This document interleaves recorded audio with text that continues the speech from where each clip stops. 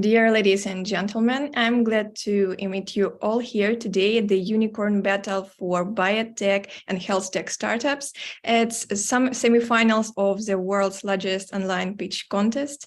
And I'm happy to share this virtual screen with Anna Fedorova, our charming CEO of the Unicorn.Events. Good evening to you, Anna. Good evening, good morning, or good day, Mary, and thank you for charming. And I'm really glad to be here because we are rolling up to our world finals, and we are here today, as Mary said, at the world's largest startup pitch contest, Unicorn.Events. Welcome, ladies and gentlemen. We are live and broadcasting to the whole world. This season we are doing industry focused battles, multiple industries, all you like, and today we are for biotech and health tech startups that keep us wealthy, healthy, and well fit. And you will see today some amazing solutions.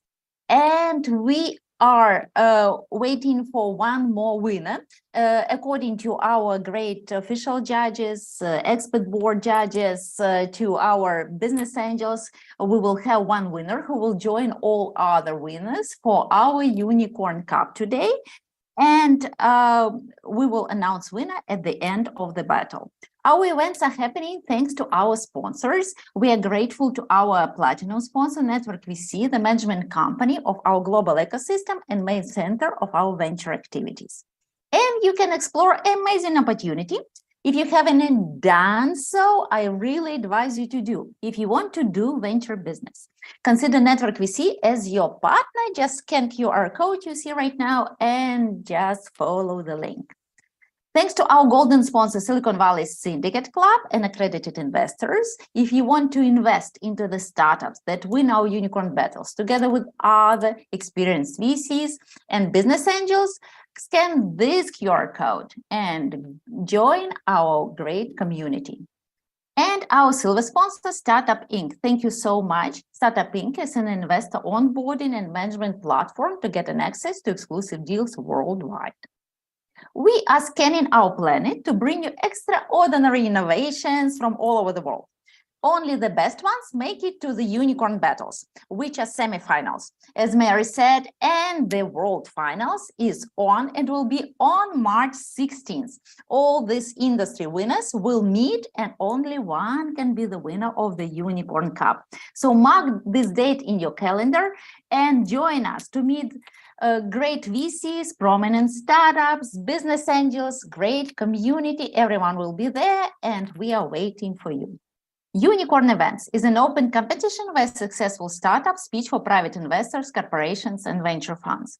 We are the world's largest startup pitch competition by geography and the number of the events held already. We shed a light on the best startups since 2009. Can you believe it?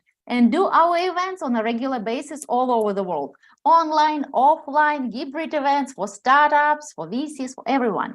So join us to see the best solutions and meet great personalities. We are proud to be leading a great community of prominent startups, top VCs, business angels. We don't stand in the middle and just love when match is made right here in the battle. And that's why our numbers are so impressive. And we only ask you to remember about us when you had found a great deal or when you had found a great investor, because we like to follow all those wonderful people. So just send us a note and we will join you. One of our unfair advantages, why we have so many great startups, is a great network of our partners that do unicorn pitches with us. Unicorn pitches is a state, country, or city pitch events for local startups to give them better chances to meet top VCs from all over the world. The winners of unicorn pitches join us for unicorn battles. And this way, startups, local startups, meet investors from all over the world. So if we haven't been introduced yet and you're leading some sort of community of startups, of VCs, please contact me. My QR code is right here and we will talk about it.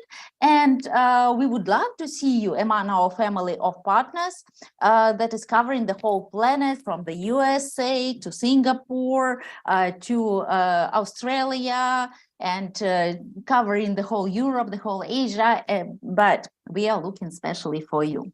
So welcome once again to the BioTech and HealthTech Unicorn Battle. And I'm pleased to introduce you to our Mary, our event manager for the Unicorn Events and our partnership manager for Unicorn Events. And Mary has for us something interesting. Do you, Mary? If you unmute yourself, it will be much better, I guess. Oh, yeah, sure. I always have something interesting for you. Now I'm excited to introduce our media partners because our event also happening thanks to such wonderful support from ITK Media, GSD Venture Studios, Silicon Valley in Your Pocket, and Meet Enterprise Forum for Central and Eastern Europe. You are welcome to check our website and check websites of our partners, as well as contact any of us, our team members, if you want to be one of our media partners for the events. And now, as a special moment, we would like to introduce our official judges and also judges who will evaluate today's startups. And please, Anna, introduce our special category of official judges. Thank you, Mary. Yes, we have 4 categories of judges: expert board, business angels, corporations, and official judges. And judges are evaluating, have their own personal links, evaluating investment potential of the startups. And then the votes are aggregated, and we have one winner who gets the most out of the category, mathematical most. And official judges represent some big community of and represent their country. And I would love to start with Alexander Soroka, a partner and CEO at Network VC, representing our global community, because we, with Mary, calculated that we have 55 active countries on our board that doing unicorn pitches with us. Hi, Alexander, can you believe it? No, and I thought it just 47. It was last 50, that 55, Alexander. Yes, and I don't know, in United Nations, 186 countries, but do they all have startups? I don't know. Yeah, probably.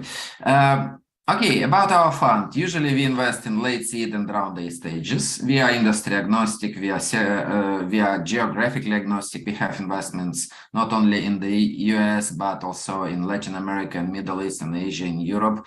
And usually we invest several $100K, but no more than $1 million US. So that's all about us. And yes, we are actively looking for deals every month because we invest like 2 startups monthly today, and we want to invest 4.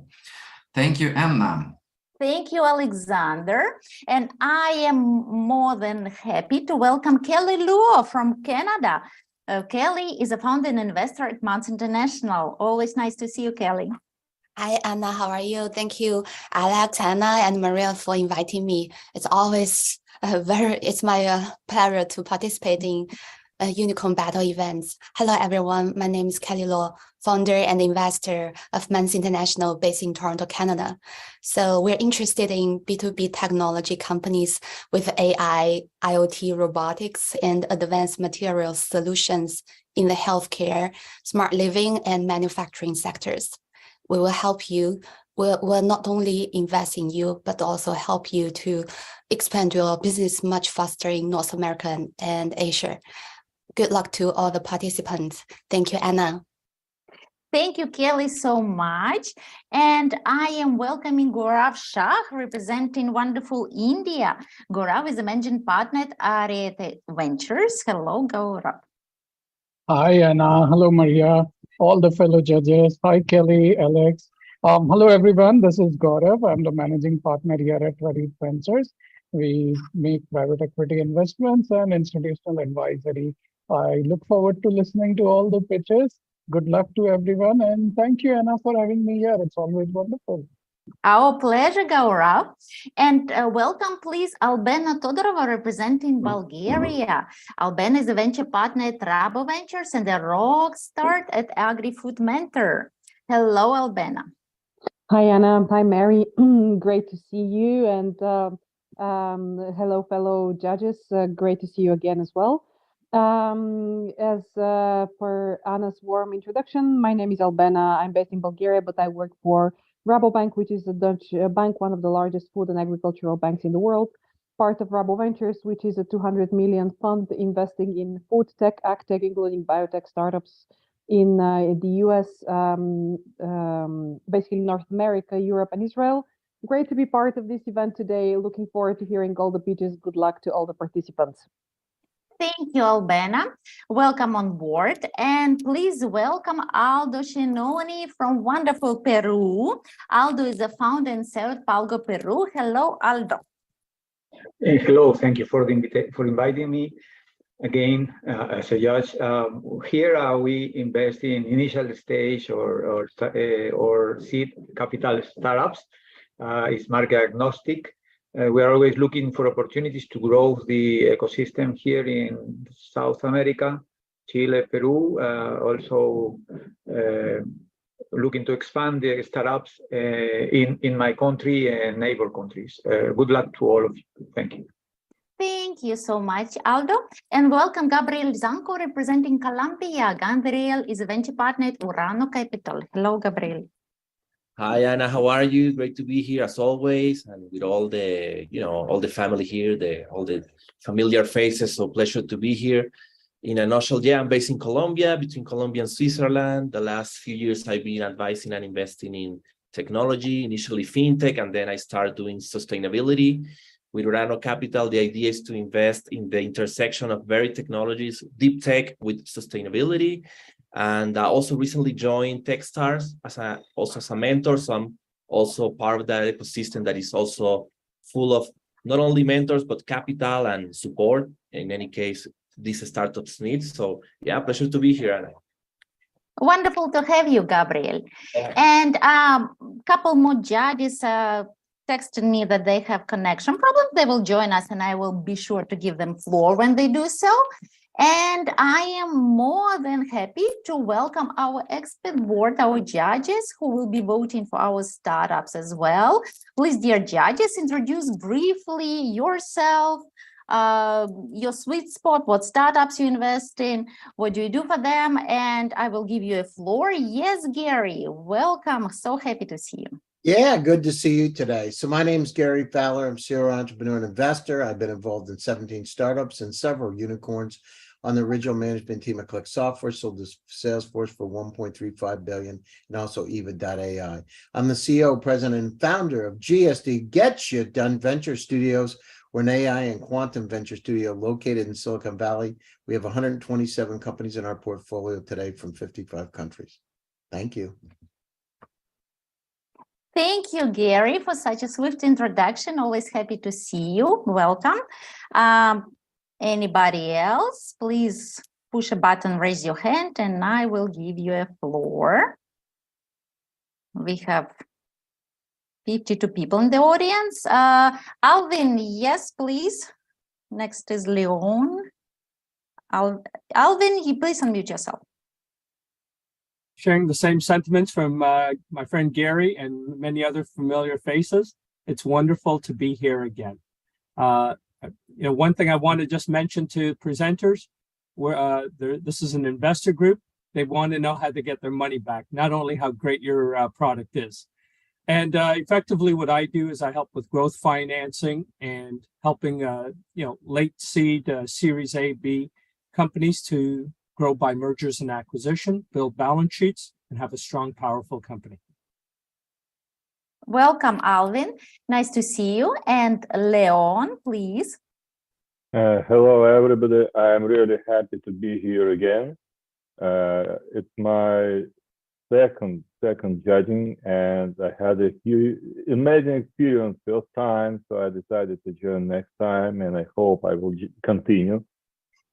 Because amazing companies, amazing startups here. It's very interesting to hear from new people, new entrepreneurs. It's really very exciting. About myself, I am an inventor. I am serial entrepreneur and venture partner. I'm still invest in my companies, for example, and to companies which are dedicated for healthcare mostly.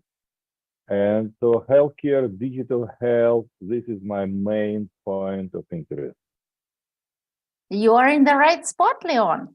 I hope you Yeah. enjoyed today's battle. Yeah, also I can Wonderful. add that I am a senator at World Business Angel Investment Forum. This is the biggest venture investment organization associated with G20. Wonderful. Nice to have you. Welcome. And Harvey Castro, please introduce yourself. Hi, my name is Dr. Harvey Castro. I'm an ER board certified physician here in Dallas, Texas, but I'm also an angel investor and I'm a serial entrepreneur. I've done over 20 companies and I'm also an angel investor and work with different VC companies. And I'm also the author of ChatGPT in Healthcare. Wonderful. Thank you for coming. Great to have you. Thank you. Dear judges, please raise your hand so I'll know you want to speak up. If not, we are starting our pitch event. Mary, I guess, judges. Yes, sure. But before we start in our pitch event, I remind our judges how to vote. Each of you, I know for sure, has our voting links. Please click on this link. Be sure you are logged in under your profile. You will see startups logos on the screen, and beneath each startup logo and name, you will see numbers from 1 till 5. 1 is the lowest mark, 5 is the highest mark. Please evaluate each of our startups and no confirmation button is needed. We will have 4 categories of votes, as we have 4 categories of experts, judges today, and the ultimate winner will be the one. And now we have to proceed to our main part, the pitching session. And before we begin with startups, I would like to remind founders that we do not recommend to pronounce out loud any numbers, as we are broadcasting all over the world and there are some restrictions in some countries in this regard, as well as please track your time. You will have 3 minutes for pitching, 3 minutes for question and answer session. I will remind you when 30 seconds before the end that your time is up. So good luck to everyone. And let's start with a startup, Medscape, from the United States and Mexico, well represented. Hello. Hey, everyone. Give me 1 second. Let me go ahead and share my screen, and then we can go ahead and get started. Awesome. So everyone can see my screen, and then I'll go ahead and kick it off. Yes, please start. Awesome.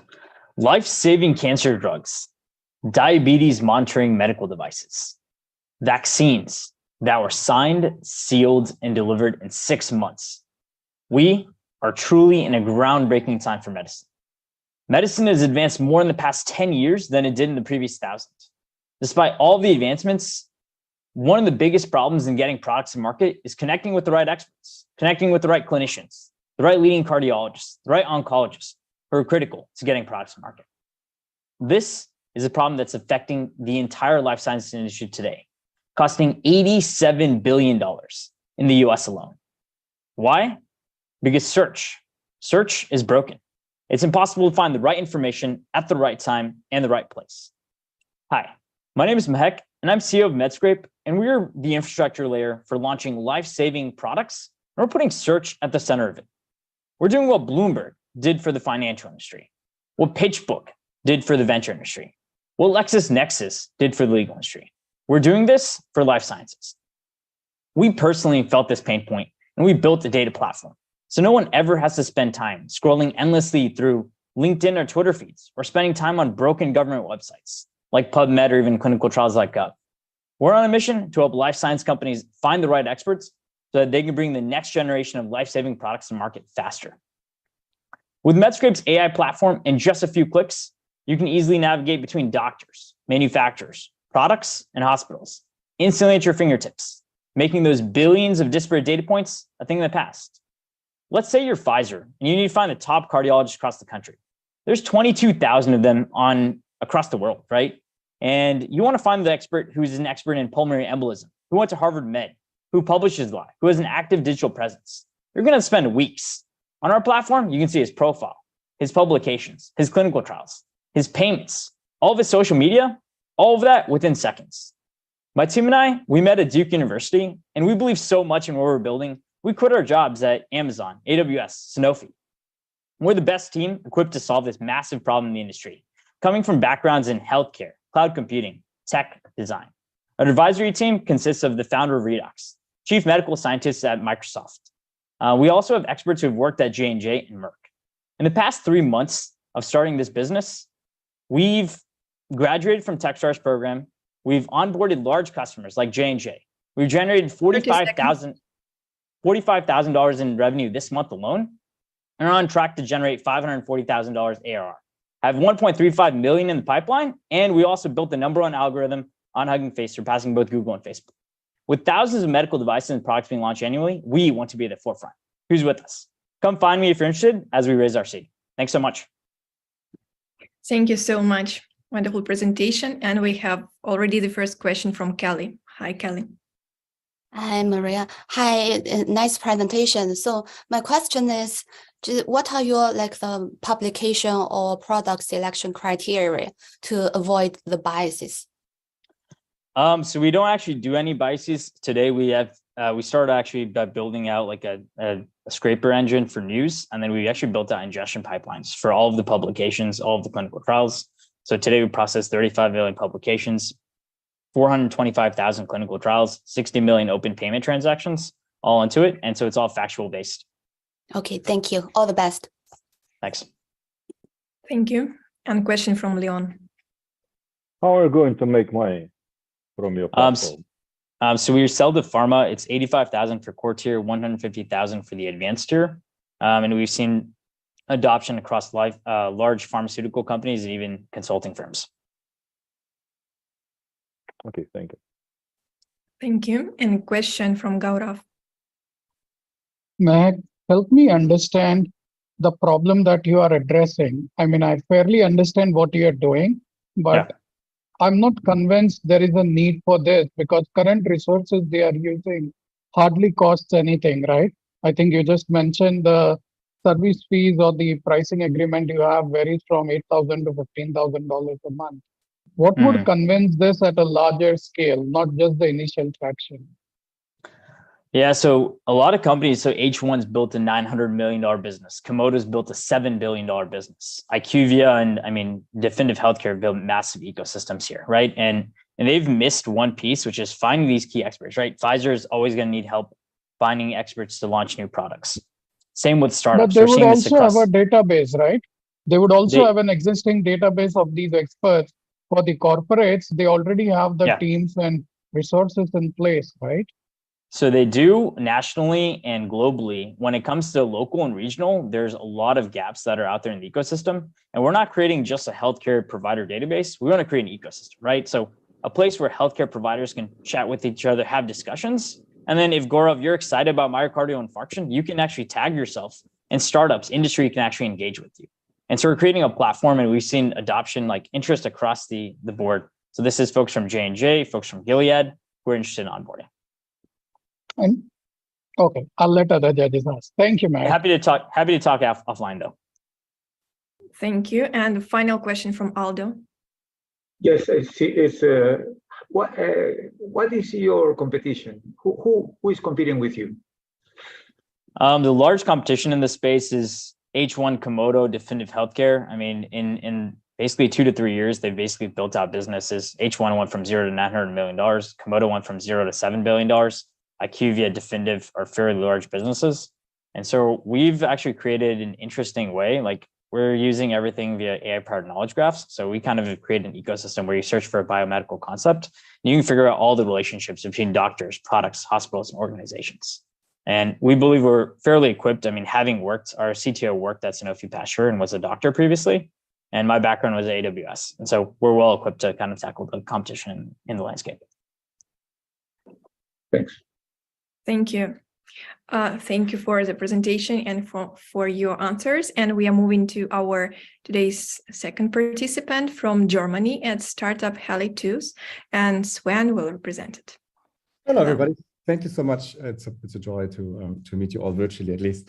I'm Sven. I'm a medical doctor trained in Germany with some additional degrees from London, Oxford, Cambridge in entrepreneurship and public health and public policy. And I've been working clinically in the lung disease department for a couple of years and got really frustrated with the healthcare system. So then I moved into entrepreneurship. And for the last 6 years, I've been doing corporate venture building mostly. So digital health in the context of established organizations who want to venture out. We sold that company in July.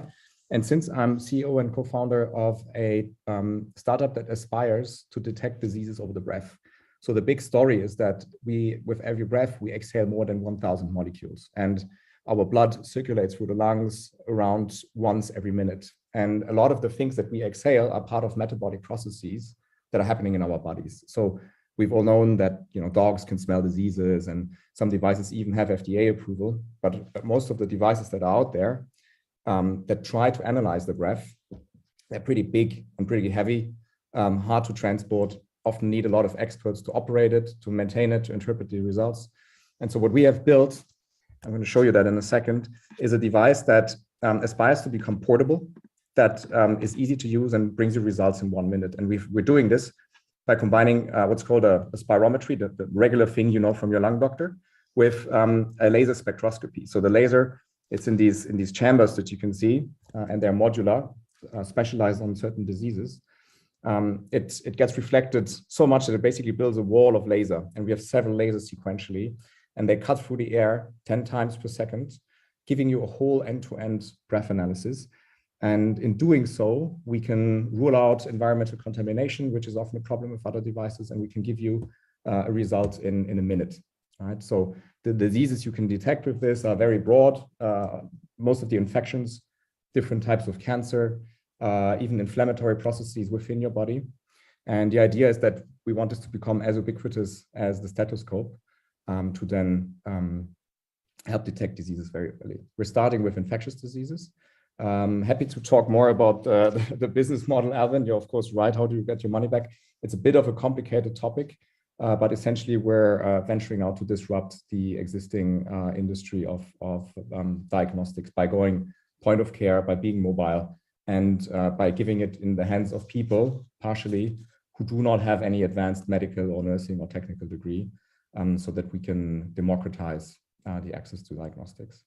We are really proud that Roche, which is the world's largest diagnostics company, has done their very first pre-seed investment in us. 30 seconds. Yeah, thank you. Just 2 more angels invested this week, very renowned individuals, but we're very interested in scaling globally and getting some investors from other parts of the world. I think we're now down to the questions now. Okay, thank you. And we have already. I can talk longer. My time was elapsing. Okay, thank you. Sorry. We have 3 questions already. Please, Leon, start. You are mute. Sorry. What is your differentiator? Because I know a lot of companies doing this. I just call Israeli company doing cancer detection, and a lot of other companies. So I don't understand what's the differentiator, technology. I don't know what. Yeah, I mean, the bigger topic, I think, is machines have learned to see, and we taught them to hear, right? So now the sense of smell is up for grabs. It's the next frontier that people are going into, and there will be different technologies, not just competing, but coexisting, and that's great, right? It's difficult to digitize the sense of smell. What our specialty is anything where air is in the movement. So we're not becoming the next smoke detector that looks at ambient air, but really like dynamic gases, and that's our strength. Many of the other devices, so either they're really bulky and heavy and big, and the question is, how do you get the air into the device? So you have startups doing nothing else but building fancy receptacles where you can catch the air. Sometimes it needs to stay drying for 3 days until you can analyze it, because there's moisture. And so it's not going to scale. It's not going to get out of this lab setting. And it's still very complicated because you need to have people who make sure that, people breathe into it and you don't have environmental air contamination and all of that. And there are other devices, they're black boxes. They don't tell you why they think it's like a dog. They don't tell you why they think that there's a certain disease. And then people put them in rooms, close the doors. Nobody's allowed to bring in coffee because that gives you false results and so on. And so it's not going to move out of this specialized elite setting, so to speak, and not be able to bring it out into the everyday lives of people. Thank you. Thank you. Sorry, I can see John Evans has joined us. It's our official judge from China. Hi, John. Sorry for being late. We have had some connection problems here for the last day or so, and they cropped up again. I just had a quick question, and I was looking at slide number 18 of your pitch deck, and just wanted to check on the prices just to make sure I had understood that. Your prime device is a cost of 40,000 euros. Is that correct? And what is your unit of price for the diagnostics and the analytics sales? You give an annual cost, but what is the unit of measure that's relating to that? Yeah. So the devices cost depend on the type of diseases that we're looking at, because you need different lasers and amounts of lasers per disease. That handle that looks basically like a Dyson blow hair dryer is 7K. And then these cartridges are what's expensive. So they can be 20 or 30K per cartridge. And you can have up to 2 cartridges behind each other, which gives you up to 14 biomarkers to assess. We know that this will cause affordability issues, right? So we are also looking into leasing models, or we call it product as a service, where you just pay a recurring fee, basically rent. And then there are some parts, so there's a mouthpiece for hygiene reasons that you need to throw away. We want to make it recyclable in the future, but for now it's going to be a one-time use thing. That is €1.50, and it includes a filter and so on. And then for the analytics part, so if you're happy with just reading the raw data that we're giving out, you don't pay on top. If you want to have a machine learning algorithm help you interpret, say, let's give you a diagnosis, or help you with guiding your pharmaceutical treatment and stuff like that, you will be paying a fee for service, or you can pay a monthly all-inclusive fee. And this analytics part is, so what's interesting, if you have this device that you can carry around, right, you can connect it with your phone and then send the findings into the internet, into the cloud where calculations happen. You can attach to that a geo signal, a geotag, so that you can then produce a heat map, so that in the future, when we're looking for a disease outbreak, we can see in real time where the hotspots are, and then steer our control measures. And that's a platform that we intend to, give to NGOs, give to the government, and so on, and where we would have a flat fee of, depending exactly on the use case, of course, right? But by and large of a few thousand euros, up to maybe even 30K per year, so that they can have their analytics run and steer their teams better. That also includes research cases and pharma cases and so on. So there's very different use cases. Thank you. Dear judges, Gaio, Albena, please continue in our chat, because we have 11 participants today. So we have to move on. Sven, thank you for the presentation, and feel free to use our chat to reach to our judges. And we are going to startup number 3 for today. It's a Japanese startup, LilyMedTech, the winner of our Unicorn Pitches Japan, and Takashi Asuma will represent it. Thank you. Can you show this yes, slide? But not in a full screen, please. Nice to meet you. My name is Takashi Azuma, CTO of LilyMedTech. We are developing a breast screening device using ultrasound. Breast cancer is a #1 killer in the all women's cancer. But a standard screening device, mammogram, has a problem. In the case of dense breast, both mammary gland and cancer image in white, then it is difficult to find a cancer in this situation. But half women has this type breast. This situation is very famous through the patient social movement. Are you dense? This movement made a law in United States. And in this law, doctors should inform the risk of missing cancer in the dense breast case. But there are no alternative effective method. In this slide, several different imaging methods is compared. This gray box shows a set of cancer, and this blue one is a set of findings in mammogram. Mammogram can detect only half cancer, and there are many false positives. This situation is very similar in ultrasound.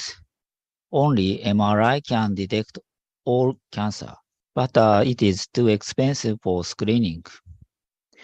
Our device, Kokori, is very unique. It was taken in the same patient position with MRI. By clinical trial, we developed the high accuracy annotation for AI based on both image from Kokori and MRI. After that, its performance exceeds that of Kokori with human doctor and also exceeds the mammogram.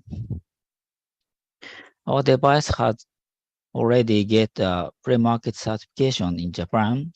This device has many advantages for all stakeholders. For patient, for no radiation and no pain. For market, automatic measurement for faster market penetration. For doctor, higher accuracy. And for hospital revenue improves by $0.2 million per year as the radiologist salaries are replaced by AI service fees. This is a timeline. In this summer, we get regulatory certification for AI. After that, 1.5 year test sales for Kokori. After that, we moved full-scale sales and global sales. 30 seconds. Okay, this is our team and KOL in medical field in Japan. We finished the development of hardware and we are focusing developing AI. Then in current fundraising target is $5 million. We are completely confident our device is very good for all stakeholders in breast cancer. Thank you very much. Thank you very much. Great solution. And judges, please, your questions. Raise your hands. Okay. If there are no questions, so let's think again. Yeah, we have a question from Alexander. Can you elaborate more on the question how cheaper it will be for the market to use this device than existing devices? This device price is similar to 3D mammogram, but our device is a combination of AI. Then introduce price can reduce because we can get pay after using AI. Okay. Thank you. And question from Aldo. Yeah, my question is, it was all similar than Alexander, but in that way, you have the competition, you have a similar mammographics, etc. What is the main difference? What innovation you have a part of AI? Is faster, is more accurate? What is the innovation in your product? Mm-hmm. Our device is using ultrasound. Then ultrasound can detect cancer even in the dense breast case. Mammogram is not good for dense breast case, but ultrasound is another problem. That is operator skill dependence. If operator has a high skill, result is good. But our device is no dependence to operator skills, automatic measurements. Then that is good for device, and 3D image is good for making a high accuracy annotation because we developed high accuracy annotation combination with MRI and our device. Okay. Thank you. And final question from Gaurav. Takashi-san, if the product is ready and it's already been approved in Japan, what would it take 4 years for a global commercial scale up? You mentioned 2026, 27 is when you could take it globally, right? Why would it take time? And in terms of costs, right, from a consumer perspective, does it bring down the costs or does this benefit more to the hospitals that will not need radiologists? Mm-hmm. Yeah, that is a very good question. I think we have already get regulatory approval for hardware, but regulatory approval for AI is not finished. Then we should time for taking such a regulatory approval for AI. And also our device is only beginning starting sales. Then there are, we are thinking several points to improve the hardware for low cost to maintenance. If we start the global expansion, such logistics or maintenance is a very important issue. Then after solving this issue, we want to expand the globals. And the regulatory approval currently is for the Japanese market, or are you parallelly trying for US and Europe also? Only Japanese. Then next step, we want to get a CE mark for globals. After that, move to FDA. Okay, thank you. Many thanks, Takashi, for such wonderful presentation. And now please welcome startup Comeback Mobility from the United States. And Ilya, the stage is yours. Hi there. Yeah, my name is Ilya. I'm a CEO at Comeback Mobility. Our company developed the next generation of walking aids. The current protocols for treating lower limb fractures were made 54 years ago, and they prescribe not stepping on the leg after surgery for 12 weeks.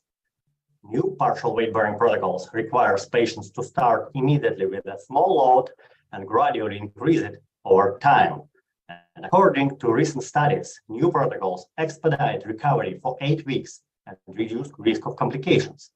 However, nobody uses it because this method without biofeedback device is difficult for patients. They simply don't understand how to put 20 or 30% of body weight on to the injured leg. As a result, about 90 million people annually are using walking aids in their own way and spend on crutches 8 extra weeks than they could. This leads to a huge amount of work days lost.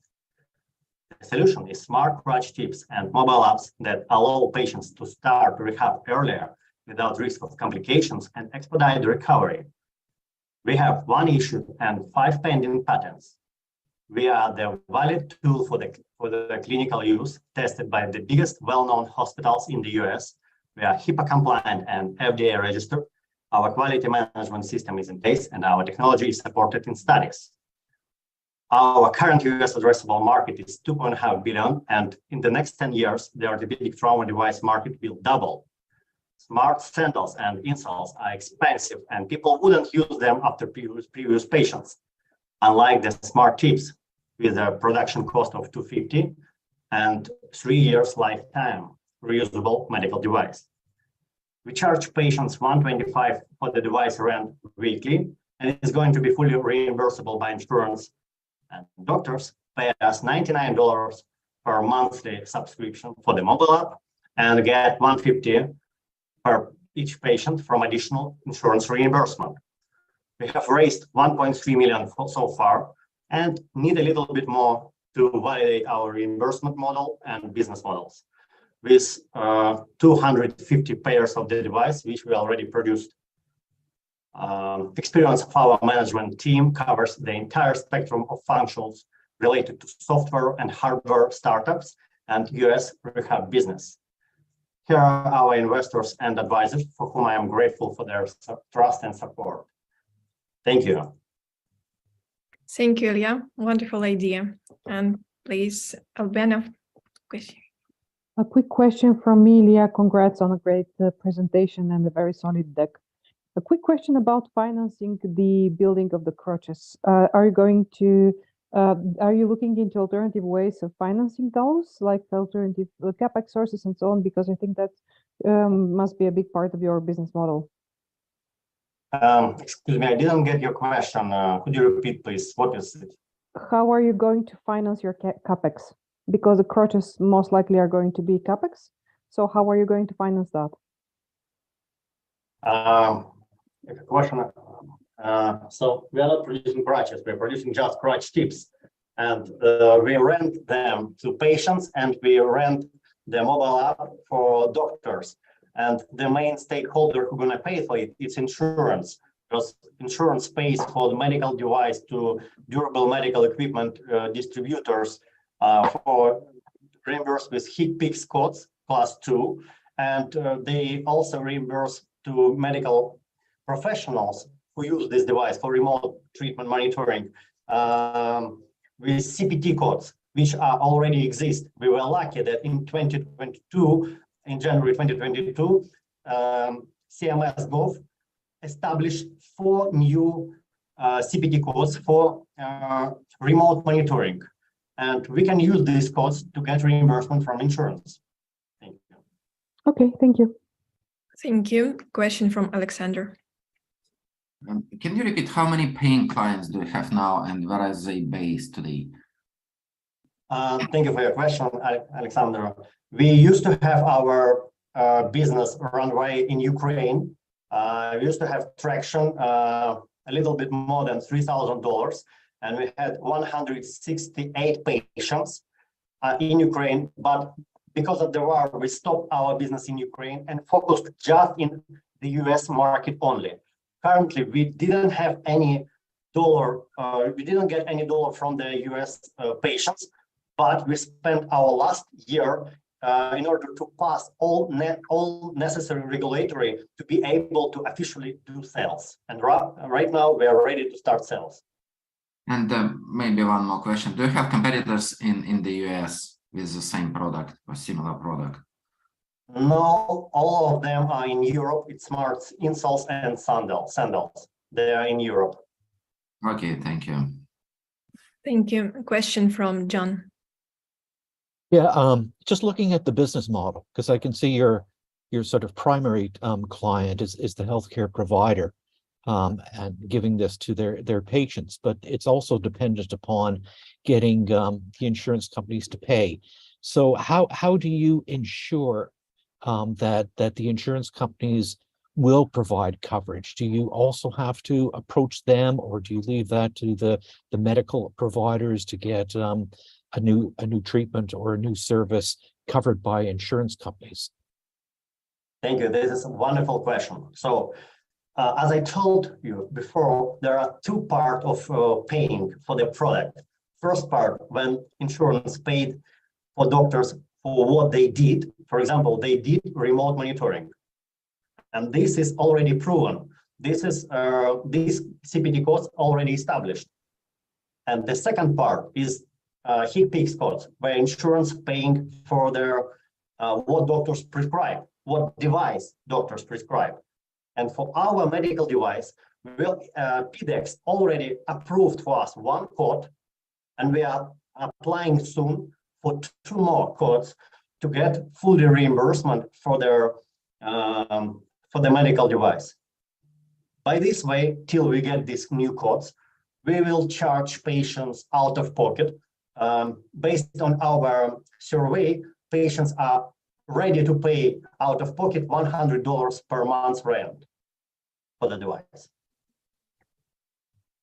So is the onus on you to develop the insurance support for your product? So you have to sort of market to 2 separate groups. Correct. And for insurance to give us another code, we need to provide them with published clinical research, which proves patients' outcomes. And we already done 2 of research with our devices. One will be published in the next week or 2, and another one will be published in a half year. Thank you. Thank you. Apologies, Aldo, we are out of time. Please proceed to the chat. Thank you, Ilya, for your presentation. And dear audience, please welcome our participant number 5, startup Robota from Italy, and Giorgio will be on the floor. Hi, everybody. I'm Giorgio Castagno, founder and CEO of Robota. I'm also a dentist, and in the last 14 years of medical practice, I understood how complex and dangerous sterilization is. It's a labor and material-intensive activity that provides medical structure with safe and clean instruments. I can give you some number about the problems. In Europe, every year, 100,000 of associated death, 80,000 infected operator, water consumption like 50 millions of people, and CO2 production like 7.5 millions of car. For this reason, we developed the world's first automatic sterilization for surgical instruments. I can give you some metrics. We are the 40% less expensive, the 70% faster, because robots can do it better and safer. The market is huge because sterilization is a cross activity in healthcare. We started from Italian dental market and we expect to sell 900 systems in 5 years. Our business model is a direct sale B2B. Our recurring revenue are consumable, customer care, and licensing. And in the future, we want to transform sterilization in a pay-per-use service. Our go-to-market strategy is 5 machines with 6 months free trials to win resistance to innovation. We are also doing outbound marketing, expo, and international lecturer. On the hospital side, we are developing the MVP in collaboration with Kaunas Hospital in Lithuania inside a European project. The team is strong and skilled. We were bad in marketing and sales, but now a CMO from a famous fashion Italian brand joined us, and now we are ready to scale up. Thank you for the attention. Thank you for the presentation. And judges, please, your questions. Alexander, please go ahead. Do you have a picture how this robot looks like? Can you show us one small probably? The robots, I show you now it's working. I don't see my camera on the screen, but it's like a closet, the dimension, and it can do by itself the complete sterilization process. Okay, thank you. Thank you. And question from Gabriel. Yeah, thank you. Yeah, very interesting. Just one quick question. Are you targeting right now purely dental clinics or all type of clinics? And then my question to you is how you see the, rivals in the space already in the clinics, no? Do you see already a direct competitor, right? Competitor, yeah, on that side. We choose only 70,126 dental clinics in Italy that are big enough. They have enough revenue, enough work, and the machine is smaller than sterilization room. We can do the same process in half of the space. Understand. And can I ask you the cost of your the whole? Oh, here the cost is 100,000 euros. Plus taxes. Okay. Congrats. Thank you. And question from Jules. Hello, Jules. Thanks. Gabriel asked a bit of my questions already, but I had two. One was, is it a scalable product? Because a small dental office has a different need than a full hospital would. And then secondly was about cost. Are you saying it's 100,000 one-time cost, or is there a recurring revenue stream? And could you expand on that a little bit? Okay, the project is scalable. There's a huge difference between dental practice and hospital. We developed the first machine, and we also developed the skill to start developing the hospital one that is much more complex. Many companies try to do it, but they failed because they started from hospital. About the revenue, we sell the machine, but our customer have to pay the consumables, disinfectants, films. They have to pay an annual customer care, and they will also have to pay the licensing of the software. Okay, thanks. And we have still time for a brief question from John. Yeah, just looking at this, there's a lot of components in what you deliver. There's a physical lab, there's the consumables, and all the things that go along with the service. Are you going to be providing all of those? Are you going to do the manufacturing yourself? Are you going to do the installation yourself, all of those? Or are you going to outsource, say, some of the manufacturing and focus on one component of the lab? We will outsource part of the components. In our plan, we want to produce the machine we just assemble the machine, test them before to take them to our customer. Okay. Okay, thank you. Thank you, Giorgio, for the presentation. Good luck. Thank you. And welcome on stage, startup Logmeal from Spain. And Eric Welpich, good luck. Hi, everyone. I'm Eric Verdaguer. I'm CEO and co-founder of Logmeal, a spin-off from the University of Barcelona. We are a company that we build algorithms for food recognition. That means food, beverage, and raw food. We use the same technology as Tesla for autonomous driving cars. That's AI, computer vision, and deep learning, in that case, for food recognition. So the main problem that we have is just, if I will ask you guys what you had yesterday night for dinner, I'm convinced that you will miss up to 40% of the information. And even if you try to explain what you had for dinner, obviously it's quite difficult. You will say subjectively, not digitalized, in real time, auto-calculated. That's the main problem that the professionals of nutrition has nowadays. So people try to explain, but not properly. So they've missed a lot of time trying to understand all the patients or all the clients, then to calculate everything, search for the information, and not having out objectively. We do all these things, standardizing. What we provide, we just take a picture, so we need only pictures. If anyone just send us a picture in real time, in less than 1 second, we provide, and what we provide. Doesn't matter who cooked those spaghettis. It's just we provide the food type, the food group, the dish name, the ingredients, and the nutrition information based on that those recipe in that case, up to 35 nutrient indicators.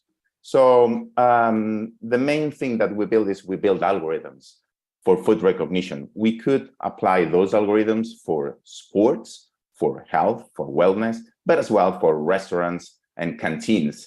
So the best way to explain how we did and our magician is over an app, because we just built our company at the end of 2020, in the middle of the pandemic, when no one wants to listen to us.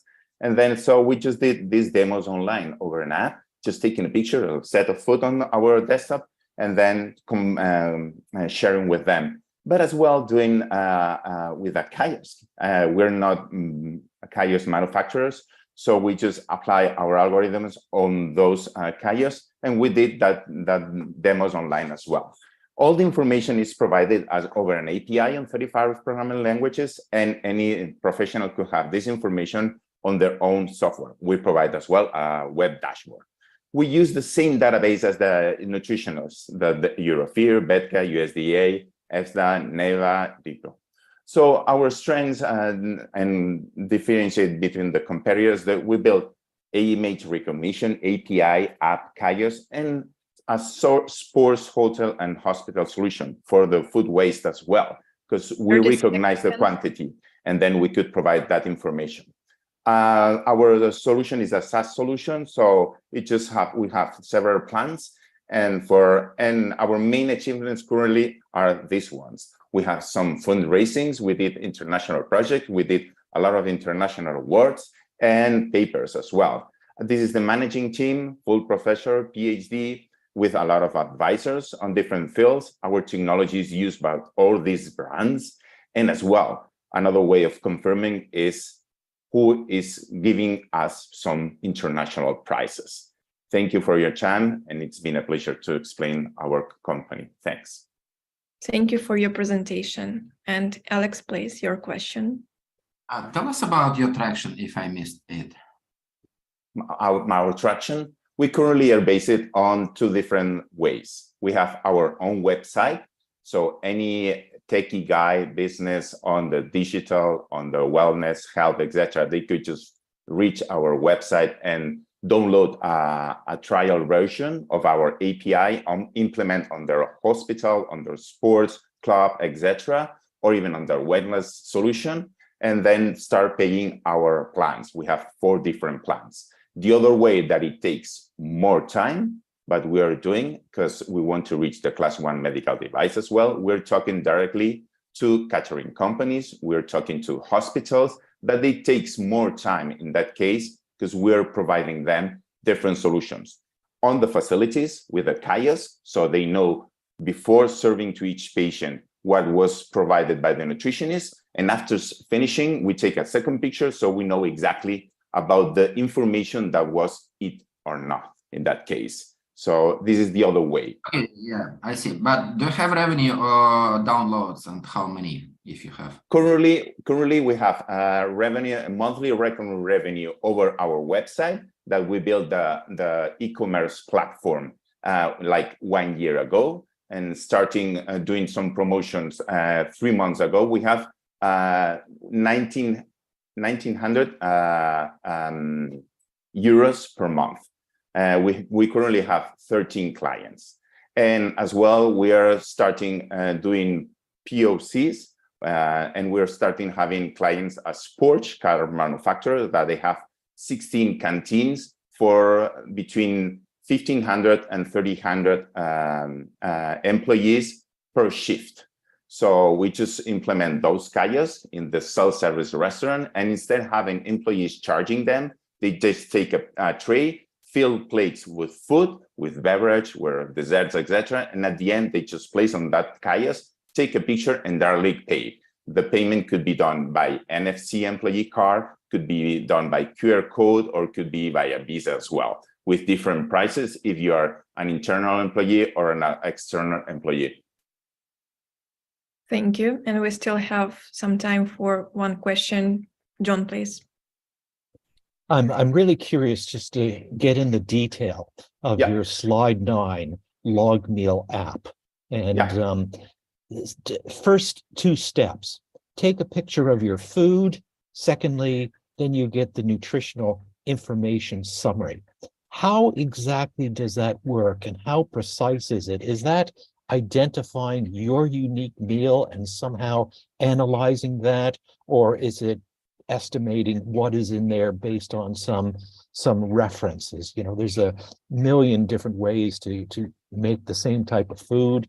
There's scrambled eggs there. So how specifically does it identify the food, and how precisely does it determine the nutritional information? Yeah. So the most important thing is currently nowadays, the people could not say exactly what they eat, no? So the nutritionists have no a really good base of information for giving the best advice. When we're just providing the app solution, our algorithm is running over, you could download this app for free right now. It's open on both the stores, Android and iOS. So when the user just take a picture, we identify a spaghetti carbonara. Obviously, there will be ingredients like salt that you could not see, no? So, but we provide the possibility of each user to customize their own spaghetti carbonara. That means removing or adding ingredients, quantities, the way of cooking, etc. Because we have everything digitalized. So in that case, the most important thing that you as a user could provide to your professional, all your intakes 24 hours per day on the best way. Obviously, it will be a quite margin of differentiate. If you take that meal, you bring to a laboratory, you spend time, money, and cost for something that must be in 1 second. When I take a picture and I confirm that meal, that could be have several dishes on that picture, doesn't matter. We don't have limits in that case. My nutritionist, that could be, I'm based in Barcelona, in Spain. My nutritionist could be in Sydney, New York, wherever it is, in 1 second, have that information in real time on a dashboard. So this is the most important thing. We're providing this solution for clinical trials, for sports like UCI Pro Tour cycling teams or La Liga sport teams professional. It's the third one in La Liga right now. And we're providing these as well for canteens and for catering companies. Okay, thank you, Eric. I like that. You're welcome. It's been a pleasure. Thank you. Great presentation. And I would like to remind to our judges to vote, because it's very important to find who is the best today, because everyone is so different and wonderful. And now please welcome a startup Radio Live from the USA. And please, Sergio, welcome to the stage. Hi, I'm Sergio, founder and CEO of Radio Life, a startup focused on longevity and causing a positive impact on people's lives. The world needs better diagnostic solutions. There is no readily available test for a new disease, and current solutions are heavily reliant on reagents, making them slow, expensive, and susceptible to supply chain bottlenecks, ultimately leading to a bad patient experience. Also, we have seen reductions in life expectancy due to the pandemic and a disproportionate impact on the Black and Latino population. Our solution to this problem is a mobile and user-friendly diagnostic medical device based on radio frequency signatures combined with artificial intelligence modeling that allows us to detect diseases caused by viruses, bacteria, and cancer cells in less than 20 seconds without using any reagent.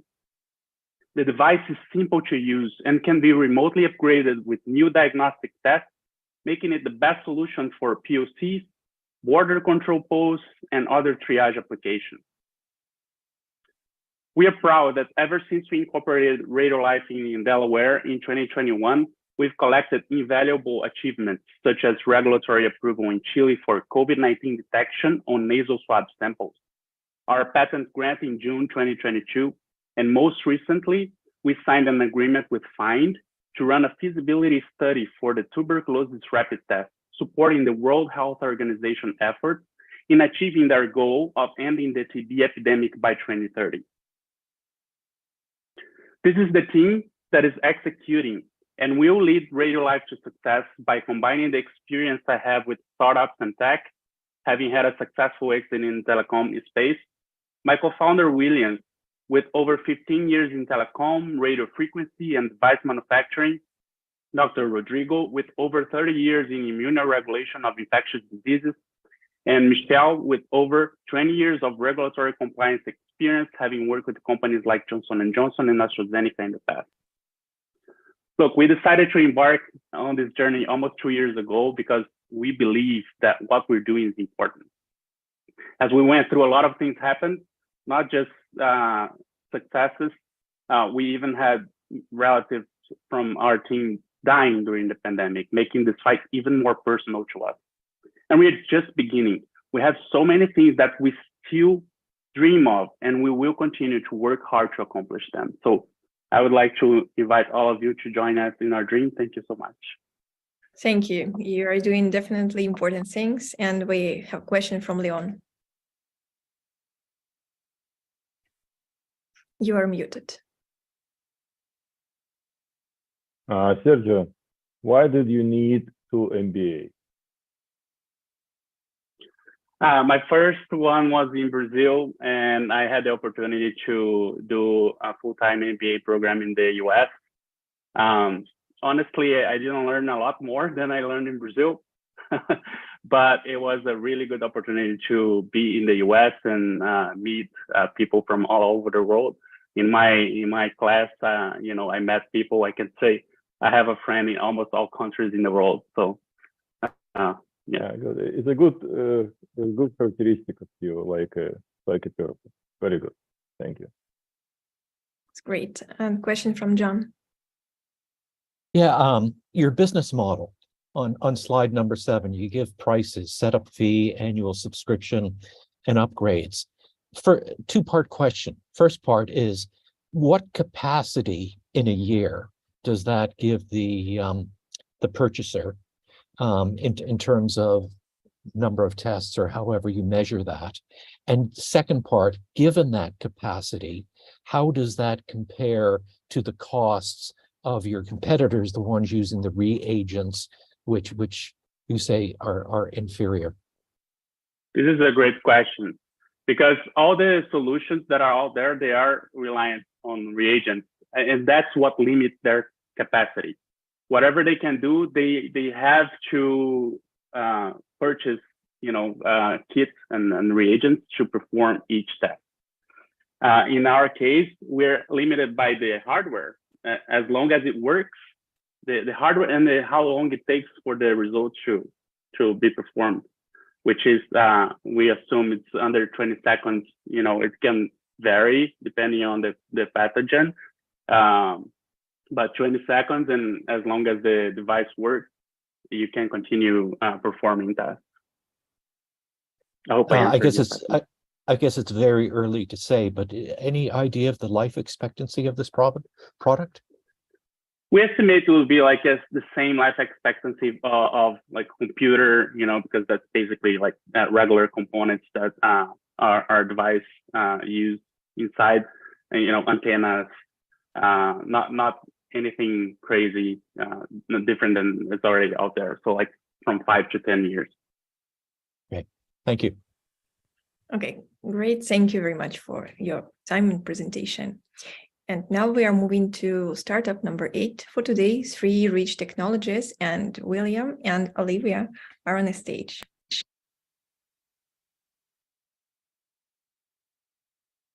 You are muted. There we go. All right. Hi, I'm William Layton, the founder of 3 Rich Technologies and the inventor of the agri-grow system. In 2004, I started growing giant pumpkins as a hobby. I went out in my garden, threw a bunch of fertilizer and chemicals in it, done like I was taught to do, and I only ended up with a 50-pound pumpkin. So I went back and started doing some research. And you are echo. I'm sorry.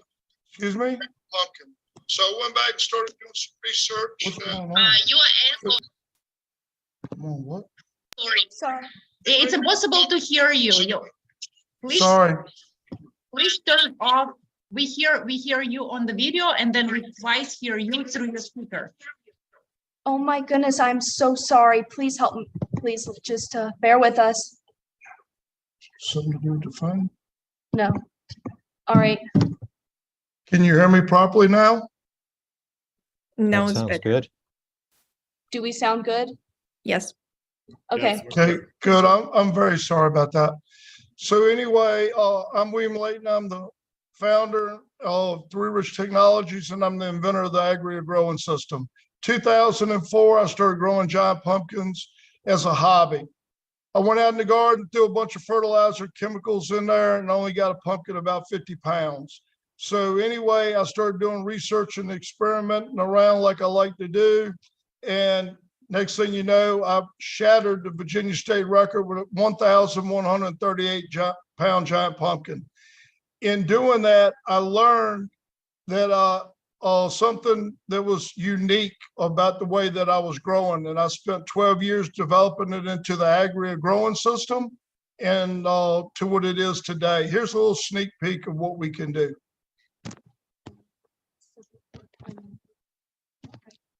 Keep going on. Greenhouses, buildings, shipping containers, rooftop gardens, you name it. I put my system in and start growing immediately.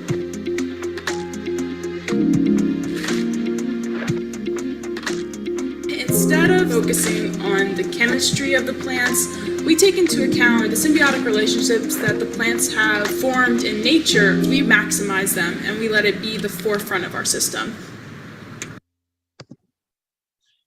Now, our biology-based agri-farming system is USDA certified organic. We use no synthetic chemicals or fertilizer at all. Our company is ESG. Agri is a patent protected, it's sustainable, scalable, and profitable. I like to say it's an instant organic farm. So this is how our business works. A client chooses what they want to grow. We manufacture the system, install the ag tech system. We train their employees to be able to grow using our system. We collect data from the system, and in return, we make a profit from our manufacturing, installation, maintenance, and annual licensing fee. We've been told that we're going to be the McDonald's of agriculture. So our competition is hydroponics in the organic farming market. Hydroponics is a $3 billion a year market, and the organic farming market is a $169 billion market last year, and it'll be $187 billion this year. Hydroponics usually takes around 5 years or more if you're lucky to make a profit. Our systems become profitable after the first year. Our systems are USDA certified organic. When we install them for the clients, hydroponics is not. Our labor costs are much less than hydroponics, and our annual costs are too. We are positioned to truly disrupt the organic produce market with our team of dedicated professionals and investors. Come join our team and help us feed the world. Thank you. Okay, thank you. It's interesting and wonderful. And let's hear to Gaurav's question.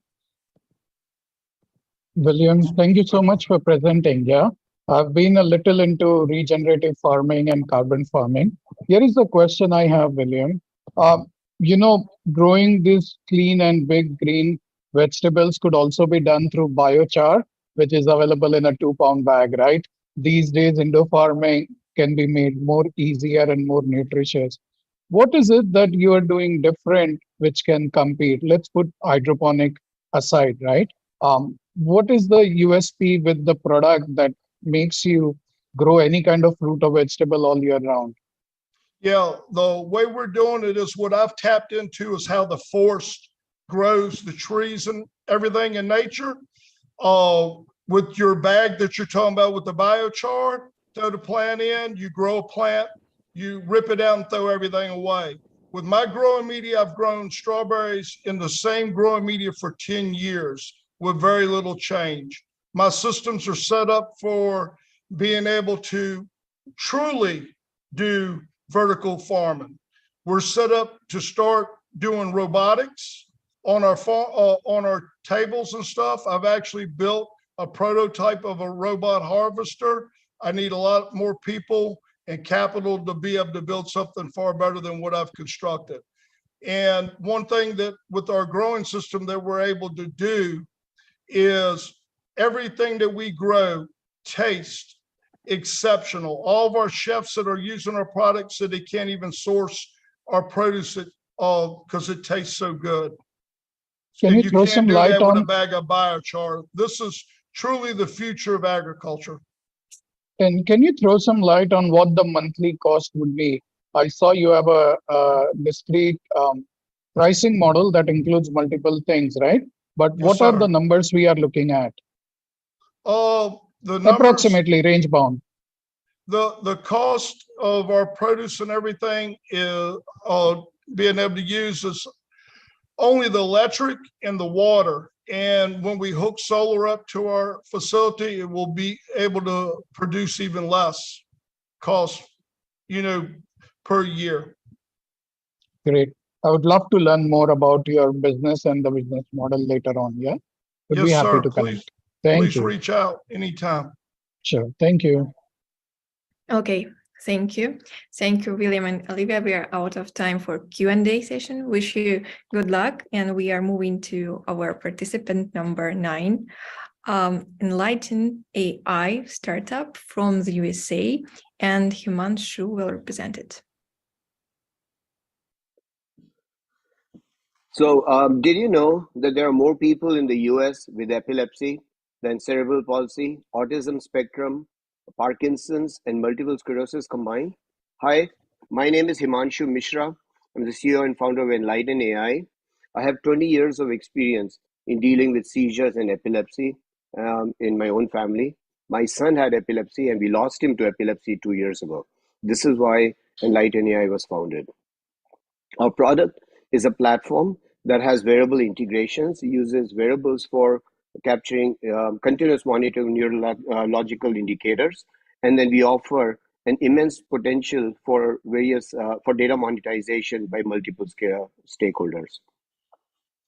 These are the three problems we address. Number one, for the patient, how may they share the information immediately associated with an epilepsy seizure with the neurologist? Number two, for the neurologist, how can they look at building personalized treatment plans? And of course, the long drug titrations are based on trial and error process today. The third problem we are addressing is for the insurance carrier, which is the skyrocketing cost burden of insurance and care. The total addressable market in terms of the cost burden is $28 billion, and that corresponds to 3.4 million patients in the US, and our SOM is $4 billion. Our solution is a cloud-based platform. We have a data ingestion layer, which brings in continuous feeds of neurological indicators from wearables, as well as caregiver observations. And then our AI engine helps build predictive models, which can lead to personalized treatment plans that enable the improved quality of care and better outcomes and lower cost. Our revenue model entails three streams of revenue attribution. The eventual payer, ultimate payer, is the insurance carrier. And we have a data monetization strategy, which is a SaaS model based on a one-time fee and a per patient subscription model. 30 seconds. Our go-to-market is an account-based strategy. We target neurological centers. In terms of our journey, we have raised $500,000 through a combination of grants and angel investments. We have a product that was launched and is in clinical studies. We have patent filed and FDA strategy, and traction is with 4 major neurology centers, UCSF, Colorado, as well as New Mexico. Our exit strategy is any combination of a potential exit, which could be a strategic partnership or an acquisition by insurance, pharma, biomedical, or wearable OEMs. And this is our team. We have a team of neurologists and data scientists. This is a leadership team, and all of them are passionate about neurological issues and disorders, and we have expertise in digital platforms. Thank you for your time. Really appreciate it. I'm open to any questions. Thank you. And Leon, please, be first with your question. Thank you for good presentation. My question is, I think you're familiar with your competitor called Empatica, right? Yes. And maybe you're using their devices as well. So what's the difference? So they are Empatica, Epitel, Zito, and a few others. These are our partners. In fact, we already have 4 device manufacturers knocking on our doors. So we use their data. Empatica is focused on one particular type of seizure, the tonic-clonic seizure. But we look at them as partners, and our focus is not on the detection. It is using the detection and the history to build models for drug titration, predicting which medication has the highest rate of success for titration for a given patient, given the comorbidity, side effects, and so on, as well as genetics. And they are partners, and we are familiar with them. Thank you. Thank you. And John, please, your question. Yes, I'd just like to learn a little bit more about your commercialization strategy, which I see in one of the charts started either at the end of 22 or the start of 23. You're like a previous presenter where you're dealing with healthcare providers and hope to get insurance companies to pay for that. Now that's a big task to market to both the healthcare industry and the insurance industry. Human resources staffing. How many people, what do you have to start that commercialization process? So in terms of our commercialization strategy, we have intentionally and by design held off any commercialization until the end of this year. We want to gather enough clinical evidence and do a very good job of HUR modeling so we can help justify the value-based model that we are looking at. And we are looking at just sharing the cost, whatever cost savings that the insurance derives using our product, and percentage of that becomes our revenue. So I'll ask that in a 1 year forward.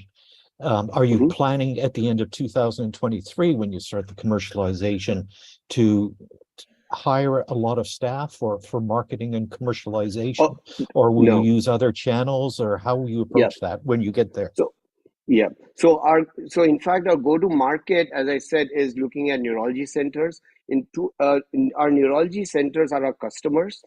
There's advocacy from the neurology centers. So our product, is able to scale in terms of our go-to-market simply because our customers are also advocating other neurology centers to partner with us. And there is an incentive for the neurology centers to work with us because they generate a stream of revenue while working with us.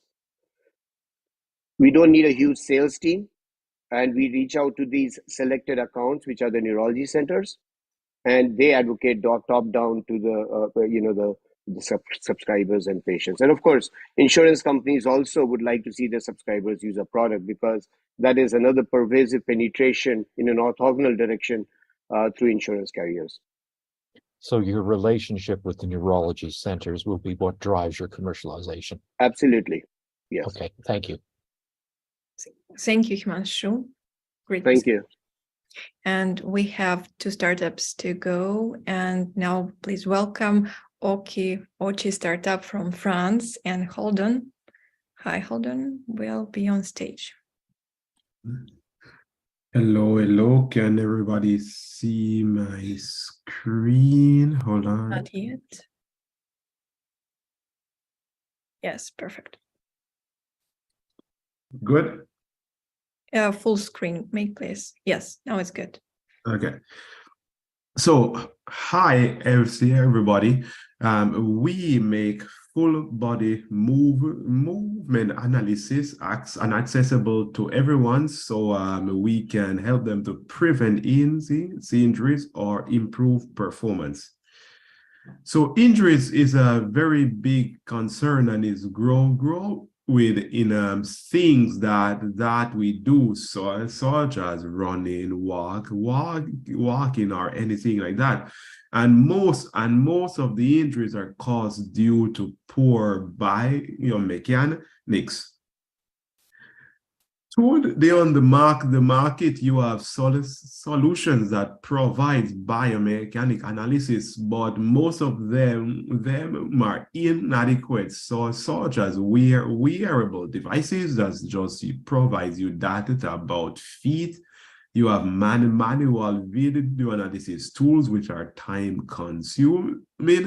And you also have laboratory, which is your very best options, but these are typically expensive and accessible to just professionals or people with lots of money. So we build a solution that just uses video with AI to analyze your movement from anywhere. So no capture sensors or wearables needed. So this is a quick video of how it works. So somebody just take a video of anybody anywhere.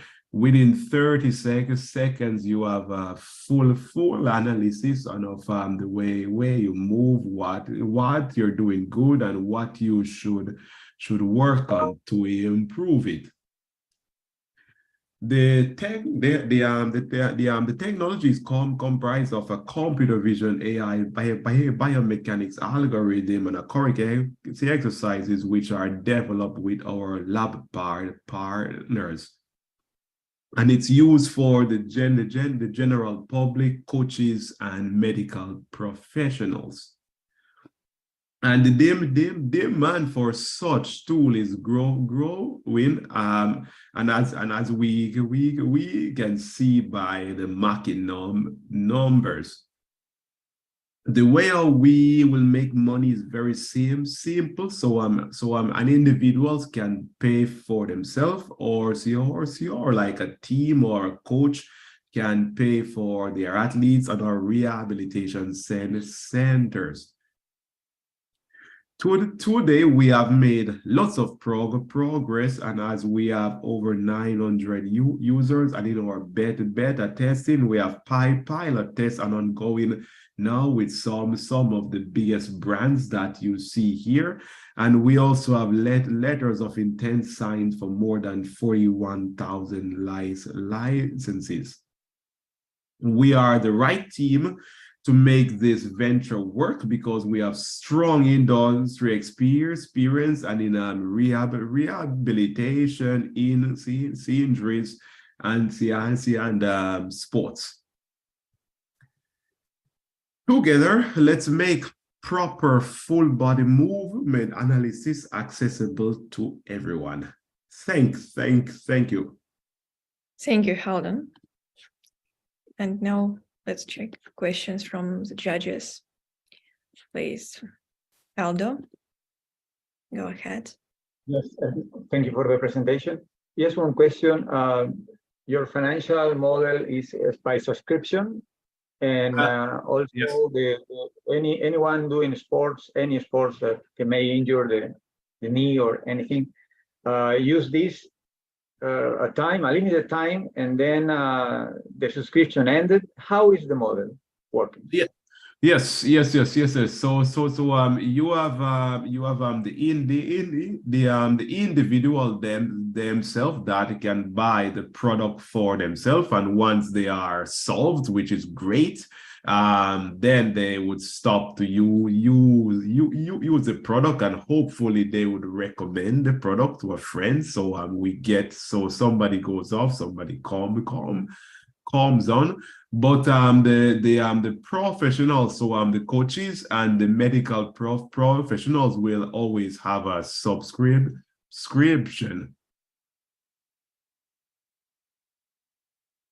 Thanks. Okay, thanks. Any other questions from judges? Yes, John, please.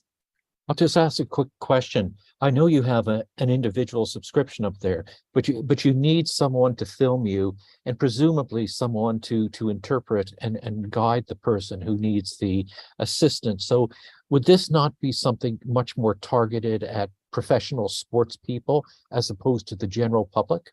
No, because beta testing has proved that theory wrong. That's a lot of persons said that to us, but no, people have done many analysis and inside side of the beta testing, and you actually don't need to see the guide, because the instructions are all inside of the app. And you can do it yourself. You can just put a tripod or you put your phone on the ground and it still works. Thank you. Great. Thank you. Thank you, Halden, for the presentation.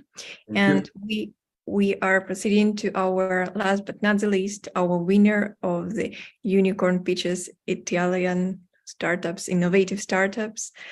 Oh, I'm sorry, no, it was a winner of our Unicorn Pitches MedTech Healthcare from Asia, and startup Editronica from Italy, and Rafael is on the stage. Yes, thank you so much. Once again, last but not least, as in Asia, I will start very quickly to introduce our solution and the problem we address. We are a company devoted to research and development. It's a liquid company, so something that is legally defined in Italy, but composed by several colleagues, friends, and researchers all over the world. So I'm based in France, but we work everywhere. The problem we address is the very large scale problem of health and monitoring and remote tracking of health parameters of common people. We started from high level research on professional sportsmen, and around 3 years ago, we moved to the common people, providing a solution composed by the same components and providing many functionalities. Functionalities are related to the problem, that is We move data instead of moving people. And we collect data and we reach the people with a bidirectional connection to them. First of all, coming from the university and from research, we have to share all the information, and the best way to do that is to adopt standards. So everything is developed and made according to international worldwide standards, ISO standards. We have kept in mind every single aspect like privacy, security, and we provide a way to make all the computational part of our solution locally inside the device, and making it autonomous and making it working even if no communication can be connected, even the connection is not granted to other upper level devices. We address all the markets because the limit is just the fantasy. What I would like to say now is better on the great amount of research that is inside. We have already released a few thousand devices, and we have, in partnership with many companies and many institutions here in Italy and the international, like Accenture, like insurance company, like private clinics, private hospitals, and public institution of Italy, like customs institution here. The device is fully certified. The device and the company as well. The device providing everything in a standard way. It's a platform. It's a platform where we can run, on top of that, we can run everything in the form of the algorithm, and we respect all the international standards.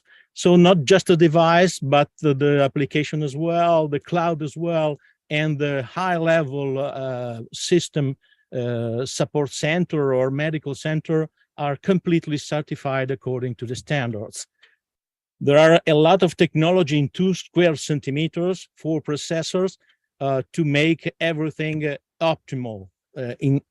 Let's say we can run without charging for 4 days instead of just 1 day as the high-level standard devices. Everything inside, yeah, everything inside is research.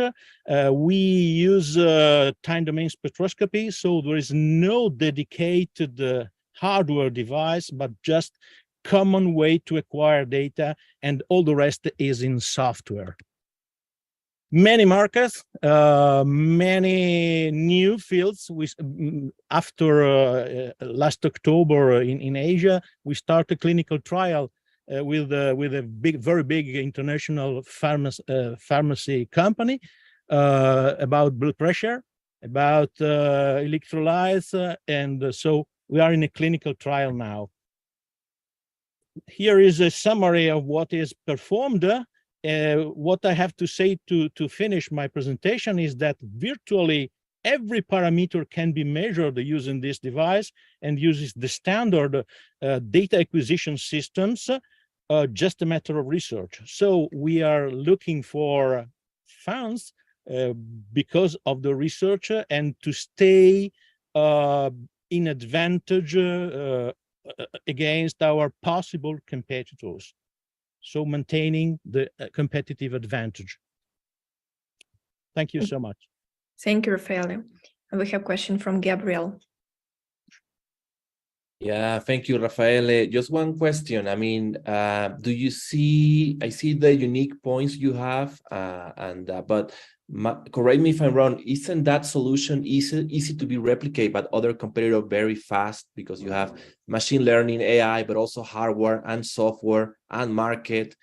I don't know, correct me if I'm wrong, or what is the uniqueness on your side that you feel comfortable that no matter what, you will crush all your competitors, right? Yeah. Yes, thank you.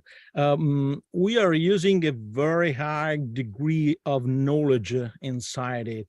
So the best way to protect it is the very large amount of software that has been written and the high degree of competence needed to understand and to develop on top of it.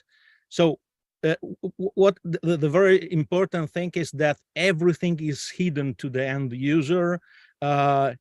He has just to dress it, all the rest we do. and everything is mathematics, algorithms. But I for sure there are a few years we are a few years in advance against our competitors. All right. Thank you, man. Thank you. Thank you. And question from Aldo. Yes, Raffaele, buona presentazione. One question, how do you manage the regulatory environment and the intellectual property of your product? Yeah, there are 3 patents pending at the moment. We have the product, as I mentioned, is certified here in Italy and in Europe, and we are we are running the FDA certification for all the rest of the world. So everything is standard. No other way to add added value to the regulatory. I don't know. Maybe in England at the end of the next year, but I don't know anything else. In the hardware, you need to use your product. You cannot use an open device with open standards. No, absolutely no. We use spectrometers. We use several light sources like light impedance spectroscopy, terahertz spectroscopy. So everything is released on algorithm, and we are not tied to the hardware structure. So you can copy the hardware, but all the rest is software. Thank you, Raffaele. Thank you. Thank you, Raffaele. Thank you, startups. And we are done with this very important session. And Anna, hi, how are you? How was your opinion? Plug in my mic. Am I audible? Yes, I'm here. I was listening to all the pitches, great startups, wonderful pitches. You can exhale. As we love to say, you're all winners because you made a long journey to get here to the Unicorn Battle semifinals. Wow. Great selection. Thanks to our analytics. Thank you, Mary, for wonderful startups and dear judges. Now it's your turn to play a very important role in our event.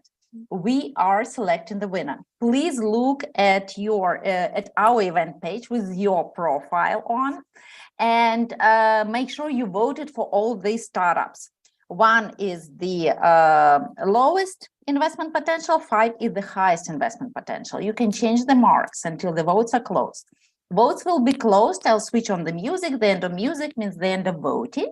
And after that, we will reveal category by category the votes of the judges, and then you will see the aggregated vote of our winner, who will join us for the Unicorn Cup finals and meet all the winners from robots, software, logistics, and all other semifinals that we're going to have in our industry-focused season this winter. So while I was talking, the time almost ran out for the voting, and I'm switching on the music, letting you see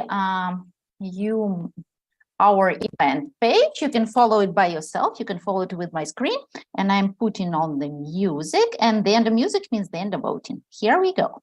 So anyway, I'm William Layton. Hold on a second. I guess it was our okay, how do I do that? Hold on a second. Yes, I was like our event screen starts showing me something else. Okay, let me try this and this and this, and here we go again. founder of Three. Sorry, guys, no music today. I'll figure out how to do it. And until then, oh, I know how to do it. Oh, hold on a second. I'm a smart girl.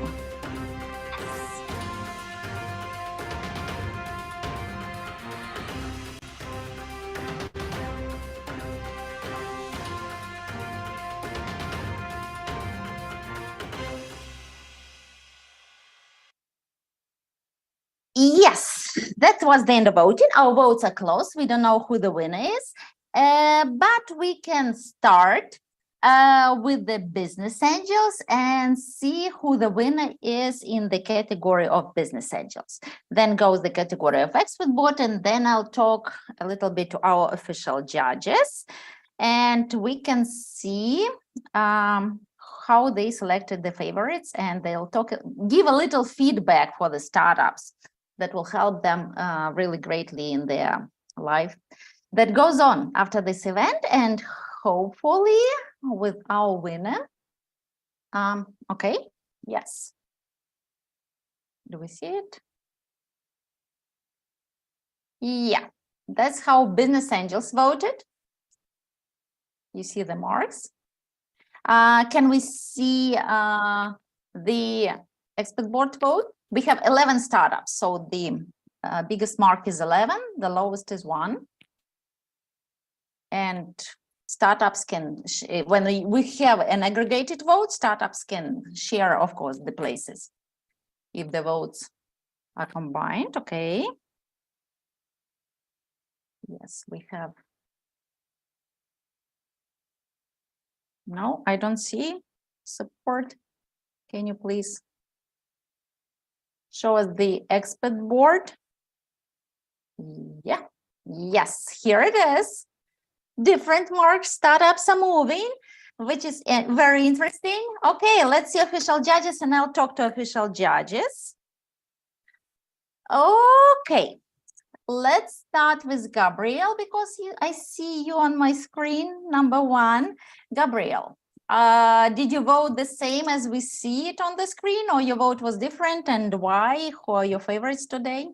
Yeah, definitely. Well, actually, my favorite was Lily MedTech. I really like. So yeah, definitely is that one. And also, I like Agria and Robota. So I was kind of like, those 3 were my, and Halitus. So those 4, I would say, were more my main, although I really like everyone. It's tough to vote here. Yeah. So, but you managed. Thank you for that. Aldo, what do you think? Who did you like today? Actually, I also vote.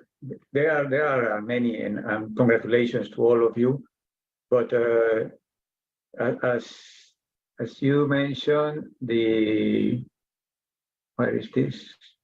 Sorry that I need to check my notes. Okay, no problem. I'll come back to you. John, great that you could join us despite the problems in China with the internet. Can you please tell us who were your favorites today? And did you vote the same as we see, or you voted differently? It's very difficult when you have an industry, because when you have a mixed group, everyone has preferences about what they think is more valuable. And I work with healthcare, and I attach a lot of value to that, whereas I'm not a big fan of gaming or things like that. So with all of these being healthcare companies, it was very, very difficult for me to make a huge distinction between the two. I guess all of the presentations were very good. I guess many of us, like the fellow who talked about the epilepsy, we're influenced by our personal experiences in life. And I've had other family members who've suffered from that. So that sort of touched me. That's not maybe the correct objective thing to say, but that did catch my attention. I wanted to ask one more question to the Agria, which I didn't have a chance to. I'll just throw it out. How big is a 1,000-pound pumpkin? I'd just love to know that. How big is a 1,000 pumpkin? The pumpkin is so big that you have to take a forklift to pick it up, buddy. So is it as tall as you? Is it 6 feet tall, 5 feet tall? The circumference of it was over 12 feet in circumference. So think of a monster tree with that kind of radius. So yeah, Okay. it is truly amazing. And not only do we do that with giant pumpkins, I've grown tomato plants 22, 24 foot tall. Thank you so much. Sorry, I cannot give you more time. We have to talk to official judges. Thank you, John, so much. And I'm going to Albena. Albena, please tell us. Just to mention quickly. Yes, Aldo, yes. Yeah, go ahead. I wrote a search for Lilly MedTech, great solution for breast cancer, no radiation, no pain. Also for tree-rich technologies, the future of agriculture. Those are, but also, as I mentioned, they're very difficult. No, come back, electronica and robotica. I had to mention everyone, but those two were the first that I bought. Thank you. Startups, please make notes who likes you the best. Great chances and you should proceed and talk to those people afterwards. I really encourage you. And Albena, what do you think? Thank you, Anna. Mostly my vote overlaps with the one of the official judges. I quite liked, I voted quite high, Comeback Mobility and Oshi, the French startup. I thought it's really scalable, the solution that they're building. I also quite liked and voted quite highly Medscrape. I see that they have a little bit less of a preference here, but I think in terms of investability, they're definitely on the investable scale. And of course, the MedTech tackling quite a serious solution that is spread all over the world. So great job, everyone, today. Really strong bunch of startups again from you, Anna, and the team. Congrats. Thank you. Doing our best. Thank you, Albena. And Gaurav, you asked many questions. Does it mean you liked all those startups you wanted to know about? I did, Anna, and given that last 2 weeks I've been working on, gene therapies and drug discoveries, this was a perfect time and opportunity to look at all the startups, right? So no, thank you so much for having me. Anna, again, wonderful event, excellent startup. I loved Lilly MedTech and Enlighten AI. Those were my two top-ranked startups tonight. I think they both have a defined problem that really needs a solution out there, right? And I think their approach strategy was fantastic. In terms of opportunity, I think Lilly MedTech, Enlighten AI, they are great, but as it is with healthcare, life sciences, they take time to commercialization, but once they do, they succeed well. But I think in terms of opportunity, I loved what Medscrape has to offer. Just given the fact that H1, Komodo, they all have been raising money right and left, and that just creates a good opportunity for them to participate and compete. Agria, I would love to speak to them later on because I have some investments in regenerative farming and I understand that space. But no, overall, excellent space. Lilly MedTech, Enlighten AI, good work. Wonderful. Thank you, Gaurav, so much. Kelly, please tell us, who do you have today on your list? First of all, congratulations to all the startups. You did a great job. And thank you, Anna, Maria, and Alex for organizing another great event. So my selections are based on my investment interests and relevant resources. So for today, I picked Comeback Mobility because their product is unique in the US market and the market demand seems large enough for scalability. Another one is Robota. And because their product address a very critical problem for sterilization for surgical instrument, and they have multiple revenue streams. And I think the market potential is huge. So the third pick is Agria 3G Tech. Because one of our funds is to support ESG related portfolio companies. So William, congratulations. Please come back to me and we can discuss further. Thank you, Anna. Thank you, Kelly, so much. And Alexander, please tell us who are your favorites today? Anna, today we have really interesting situation when business angel, expert board, and official judges voted differently. Absolutely. And I would say even in between official judges, there are different opinions today. And my opinion is really a bit different than official judges voted today. But I found one official judge with whom I voted exactly the same. It's Albena Todorova. Okay. So today I'm on the side of Albena, and my best votes today for Comeback Mobility, Ochi, and Medscape. Wonderful, wonderful. And I'm really glad that Comeback Mobility is Ukrainian. Ochi is a Ukrainian word for eyes. Well, the third one, something Ukrainian maybe also. Thank you, Alexander, for that. And we are ready to announce who the winner is. And I also have a special music. Hopefully we can put it on.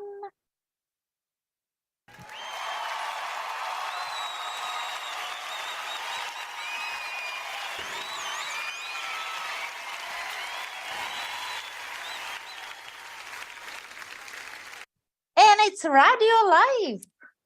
Wonderful. It's your moment of glory. Please speak up.